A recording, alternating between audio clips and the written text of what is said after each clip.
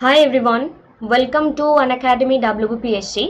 তোমরা যারা এখনো পর্যন্ত আমাদের সাথে আনএকাডেমি প্লাসের সাবস্ক্রিপশন নাওনি, তোমরা চাইলে আমাদের সাথে আনএকাডেমি প্লাসের সাবস্ক্রিপশন নিয়ে নিতে পারো।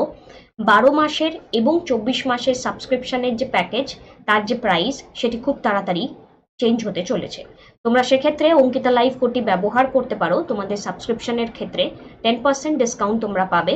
Different upcoming batch courses launch করা হচ্ছে এবং 16 তারিখ, জানুয়ারি মাসের 16 তারিখ সকালবেলা 11টার সময় তোমাদের জন্য অর্গানাইজ করা হচ্ছে WBPSC কমব্যাট WBP স্পেশাল। এখানে অনেক লাকি পার্টিসিপেন্টরা ডিফারেন্ট অ্যামেজিং প্রাইজেস পেয়ে যাবে এবং এটি একটি 60 মিনিটের লাইভ টেস্ট হবে, যেখানে 50টি কোশ্চেন এখানে তোমাদেরকে প্রোভাইড করা হবে। এই পার্টিকুলার আনএকাডেমির যে কমব্যাট, সেখানে তোমরা প্রত্যেকে পার্টিসিপেট করো, কারণ র্যাঙ্ক 1 হোল্ডাররা এখানে 1 বছরের আনএকাডেমির যে প্লাসের সাবস্ক্রিপশন ফ্রি পেয়ে যাচ্ছে পুরোপুরি। র্যাঙ্ক 2 থেকে 10 যাদের, তাদের 75% স্কলারশিপ। র্যাঙ্ক 11 থেকে 50 তাদের 50% স্কলারশিপ এবং 51 থেকে যারা 100 এখানে র্যাঙ্ক করবে তাদের 25% স্কলারশিপ প্রোভাইড করা হবে। স্কলারশিপের এই টেস্টে পার্টিসিপেট করার জন্য এগেইন তোমরা অঙ্কিতা লাইভ কোডটি ব্যবহার করতে পারো। WBPSCর ফ্রি ডিফারেন্ট টেস্ট, এখানে ডেট তোমাদের মেনশন করা রয়েছে এবং এখানে আলাদা আলাদা এখানে নতুন নতুন কোর্সেস আসছে, যেই কোর্সের মাধ্যমে তোমরা নিজেদেরকে সুন্দরভাবে প্রিপেয়ার করতে পারো। এই প্রত্যেকটি ব্যাচ তোমাদের এইভাবে ফোকাস দিয়ে রেডি করা হচ্ছে, যার দ্বারা তোমরা প্রিলি এবং মেন্স একসাথে নিজেদেরকে প্রিপেয়ার করতে পারবে এবং তোমাদের প্রত্যেকটি আলাদা আলাদা সাবজেক্টের জন্য আলাদা আলাদা টিচারকে এখানে মাথায় রেখে তোমাদের প্রিপারেশনকে এগিয়ে নিয়ে যাওয়া হচ্ছে। তাই যদি মনে করো আমাদের সাথে যুক্ত থাকতে চাও, নিজেদের প্রিপারেশনকে সুন্দরভাবে এগিয়ে নিয়ে যেতে চাও, ডেসক্রিপশানে প্রোফাইলের লিঙ্ক প্রোভাইড করা রয়েছে, চাইলে স্পেশাল ক্লাসেস করতে পারো। ইন্টারঅ্যাক্টিভ সেশন, আমাদের লার্নারদেরকে এখানে পোল প্রোভাইড করা হয়। নোটিফিকেশন তোমরা ক্লাসের আগেই পেয়ে যাবে এবং ক্লাস করে নেওয়ার পরে লেকচার নোট ডাউনলোড করে নিতে পারবে। এনি টাইম এনিওয়্যার তোমরা তোমাদের যে কোনো সময় একটি মাত্র ডিভাইস উইথ ইন্টারনেট কানেকশন কিন্তু আমাদের সাথে ক্লাসটা করতে পারছো। যদি মনে হয় সাবস্ক্রিপশন প্রয়োজনীয়, 12 মাস এবং 24 মাসের সাবস্ক্রিপশন তোমরা আমাদের সাথে নিয়ে নিতে পারো। আজকের সেশনে চলো আমরা চলে যাই এবং আজকের সেশনেও আমরা নতুন বেশ কিছু গল্প শুনে নেওয়ার চেষ্টা করব। আজকে আরেকটা অ্যাক্ট নিয়ে আমরা পড়ব এবং সেই অ্যাক্টটি ফিটস ইন্ডিয়া অ্যাক্ট। এর আগে আমরা রেগুলেটিং অ্যাক্ট সম্পর্কে পড়েছিলাম। আজকে আমরা ফিটস ইন্ডিয়া অ্যাক্ট নিয়ে পড়ব, 1784-এর এই অ্যাক্ট।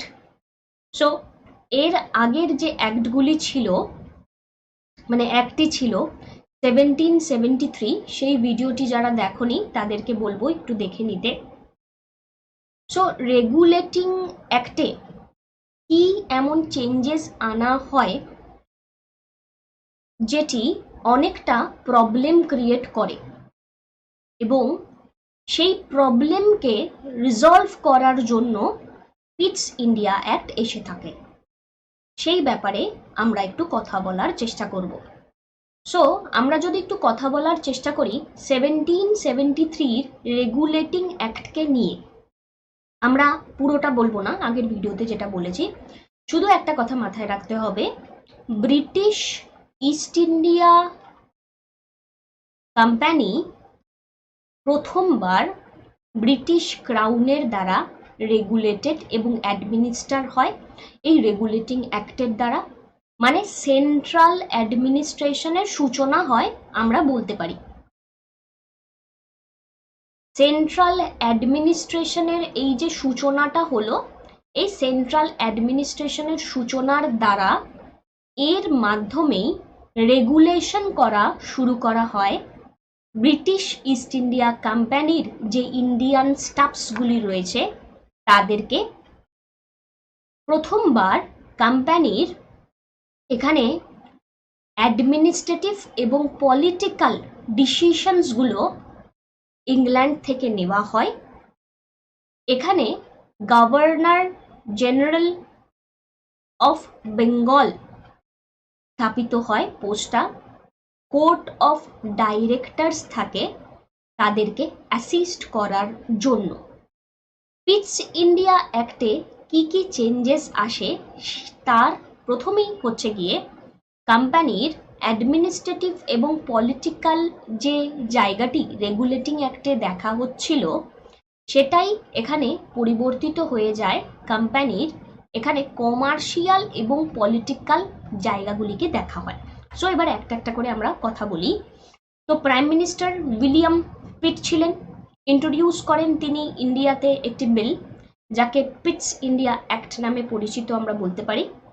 পিটস ইন্ডিয়া অ্যাক্টের দ্বারা রেগুলেটিং অ্যাক্টের যে উইকনেসগুলি ছিল সেগুলিকে রিমুভ করার পরিকল্পনা করা হয় এবং কোম্পানির যে অ্যাডমিনিস্ট্রেশন রয়েছে ইন্ডিয়াতে তার সুপ্রিম কন্ট্রোলটিকে এখানে নেওয়ার চেষ্টা করা হয় ব্রিটিশ পার্লামেন্টের।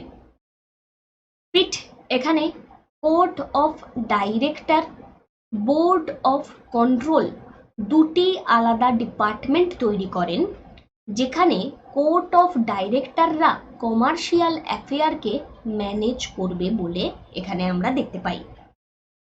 এখানে এই কোম্পানির হয়ে কারা কাজ করছেন, কাদেরকে অ্যাপয়েন্টমেন্ট দেওয়া হবে, পুরোটাই কিন্তু অ্যাপয়েন্টমেন্টটা কোম্পানির কারা সার্ভেন্ট হবে তার যে পাওয়ার, সেই পাওয়ার কিন্তু এখানে আমরা ব্রিটিশ হাই অথরিটিরই দেখছি। এখনো পর্যন্ত কোনো ইন্ডিয়ানদেরকে এখানে আমরা জায়গা করে উঠতে দেখতে পারছি না। এই রাইটের দ্বারা কোম্পানির প্রথমবার টেরিটোরিয়াল পজেশন এখানে দেখতে পারা যায়, নোট ওয়ার্দি এটা।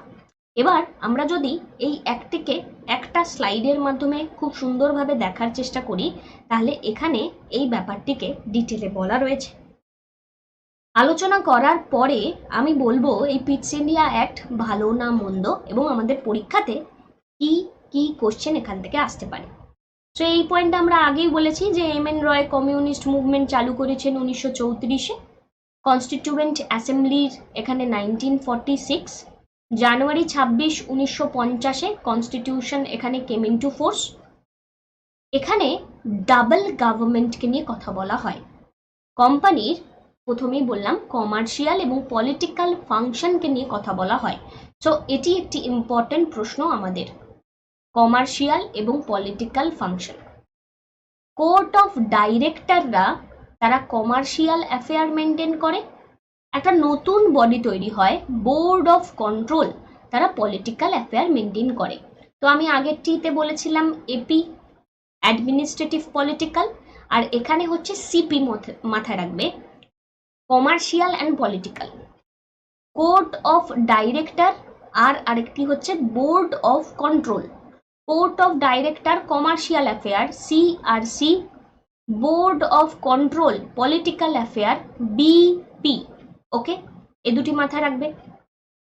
বোর্ড অফ কন্ট্রোল এখানে সুপারভাইজ করছে, ডাইরেক্ট করছে all operation of the civil military government or revenue of the British possession in India. British government এখানে সুপ্রিম কন্ট্রোল পাচ্ছে কোম্পানির অ্যাফেয়ার এবং তার অ্যাডমিনিস্ট্রেশনের উপর। কোম্পানির টেরিটরি ইন্ডিয়াতে প্রথমবার ব্রিটিশ পজেশন ইন ইন্ডিয়া বলা হয়। এবার এই পয়েন্টগুলোকে একটু গুছিয়ে বলা যাক।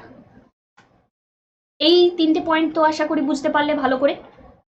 এবার দেখো, কোর্ট অফ ডাইরেক্টর আর বোর্ড অফ কন্ট্রোল, তার মানে দুটো ডিপার্টমেন্ট না, তাহলে এখানে আমার ডাবল গভর্নমেন্ট হয়ে গেল। তাহলে পিটস ইন্ডিয়া অ্যাক্টে ডাবল গভর্নমেন্টকে নিয়ে কথা বলা হলো। বোর্ড অফ কন্ট্রোল এখানে কি করবে, তারা প্রথমত এখানে পলিটিক্যাল অ্যাফেয়ার নিয়ে কথা বলবে বিপি, তাছাড়া তারা এখানে সিভিল এবং মিলিটারি গভর্নমেন্টকে নিয়েও কথা বলবে, ব্রিটিশ পজেশন ইন ইন্ডিয়ার রেভিনিউ সিস্টেমকে নিয়েও কথা বলবে। এবার এতদিন ধরে British east India company Bharatvarsha থেকে অনেক কিছু এখানে কি করেছে, অনেক টেরিটরি অ্যাকোয়ার করেছে, তারা নিজেদের নামে করে নিয়েছে। এবার এই যে কোম্পানিটা কার পারমিশন এখানে ব্যবসা করতে এসেছিল, ইংল্যান্ডের ক্রাউনের। এবার ক্রাউন বলছে সবটাই আমাদের, সো কোম্পানির টেরিটরি ইন্ডিয়াতে প্রথমবার ব্রিটিশ পজেশন ইন ইন্ডিয়া হিসেবে ডিক্লেয়ার করা হলো ব্রিটিশ গভর্নমেন্ট।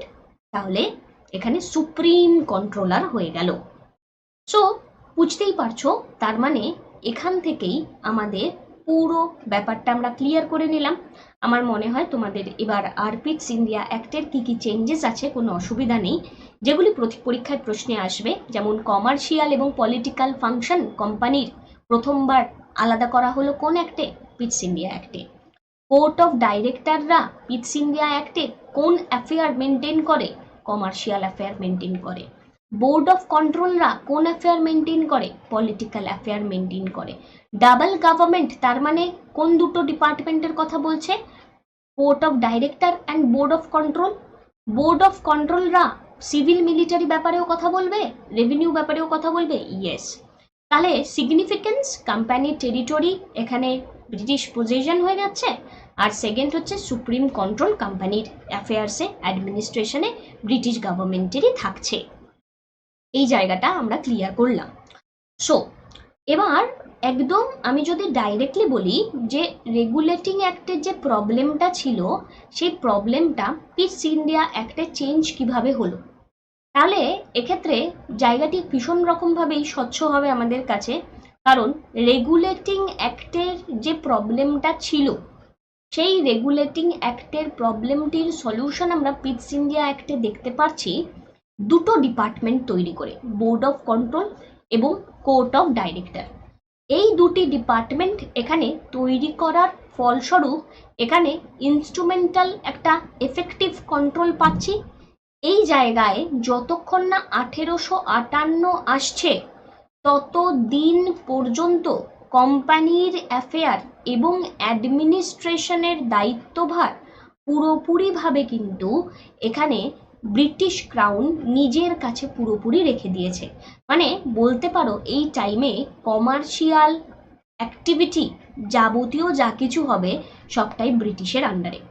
তো নতুন একটা ফ্রেজ ব্রিটিশ কনকুয়েস্টের ক্ষেত্রে আমরা দেখতে পাই, ইস্ট ইন্ডিয়া কোম্পানি ব্রিটিশ ইম্পেরিয়ালিজমের একটি ইনস্ট্রুমেন্টই হয়ে যায়, কারণ ব্রিটিশ ইস্ট ইন্ডিয়া কোম্পানির নিজস্ব আর কোনো অস্তিত্ব থাকে না। ইন্ডিয়া এখানে কলোনি হিসেবে সার্ভ করে, প্রত্যেকটি ব্রিটেনের আলাদা আলাদা ক্লাসের আলাদা আলাদা সেকশনের যাবতীয় ডিমান্ড সবটাই এখানে পূরণ করতে থাকে ইন্ডিয়া। এবার অনেকের মনে হতে পারে এটা ভালো না খারাপ, মানে ব্রিটিশ ইস্ট ইন্ডিয়া কোম্পানির থেকে দায়িত্বভার ব্রিটিশ ক্রাউনের কাছে গেল, এটা ভালো না খারাপ। তো এই অর্থে যদি কথা বলতে হয় তাহলে একটা কথাই এখানে বলাটা ভীষণ রকম উপযুক্ত, যে আমাদের এখানে ভালো বলতে কিন্তু কিছু হয়নি, ঠিক আছে? গুড কোনো প্রপোজাল আমরা এখানে পাইনি, কারণ এখান থেকে আরো অত্যাচারটা, এক্সটর্শনটা বেড়ে গিয়েছে। এবং এই যে আমাদের উপর যে এই প্রচণ্ড পরিমাণে এক্সপেরিমেন্ট করা হচ্ছে, কিভাবে কোন ফসল উৎপন্ন হবে, ল্যান্ড রেভিনিউ সিস্টেম কেমন থাকবে, তারপরে মিলিটারি ডিপার্টমেন্টদেরকে কিভাবে পেমেন্ট দেওয়া হবে, তারপরে এখানকার যে অ্যাগ্রিকালচারের যে বেস সেটা কেমনভাবে চেঞ্জ হবে, এখানকার ক্রাফটস সেটি কেমনভাবে চেঞ্জ হবে, সব কিছু নিয়ে কিন্তু একটা প্রশ্ন, কোশ্চেন এখানে উঠে আসছে।